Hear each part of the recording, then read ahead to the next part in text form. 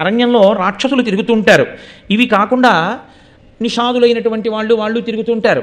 ఎవరైనా పిల్లకి హాని చేయకుండా, క్రూర మృగములు తినేయకుండా ఎవరైనా అటు ఎడుతున్నారు అనేటప్పటికీ ఈ పక్షులన్నీ వచ్చి తమ యొక్క రెక్కలను ఆ పిల్ల మీద కప్పేసి అక్కడ పిల్లుంది అని తెలియకుండా కాపాడుతుండేవి. అలా పిల్లని కాపాడుతుండడంలో ఆ పిల్ల ఎవరైనా వస్తే చాలా రెక్కలు కప్పేవి. వాటి పిల్లలకి ఎలా తెచ్చి ఆహారం పెడతాయో అలా ఆహారం తెచ్చి నోట్లో పెడుతుండేవి. ఈ పిల్ల అలా పెరిగి పెద్దదవుతుంది. శకుంతలములు అంటే పక్షులు. వాటి యొక్క చెట్టుపల కప్పి రక్షించు రెక్కల చేత రక్షింపబడింది కాబట్టి, శకుంతలముల చేత రక్షింపబడింది కాబట్టి ఆ పిల్లకి శకుంతల అని పేరు వచ్చింది. పుట్టి తల్లిదండ్రుల చేత రక్షింపబడింది కాదు, పక్షుల రెక్కల చేత రక్షింపబడింది కాబట్టి శకుంతల. ఇప్పుడు ఒకనాడు కణ్వ మహర్షి అలా వెడుతున్నాడు. కణ్వ మహర్షి అంటే సమస్త భూతములకు తెలిసి ఆయన గొప్పతనం ఏమిటో కాబట్టి కదా అంత ప్రశాంతంగా ఉన్నాయి. ఈయన వస్తున్నప్పుడు మనం కప్పి దాచడం ఎందుకు, అపకారం చేసేవాడు కాదు కాబట్టి పక్షులు రెక్కలు ఆచ్ఛాదించలేదు. ఇప్పుడు కణ్వ మహర్షి ఆ పిల్లని చూశారు. ఆయన కరుణామయుడు, అపారమైన భూతదయ కలిగిన వాడంతటా బ్రహ్మమును చూసేవాడు.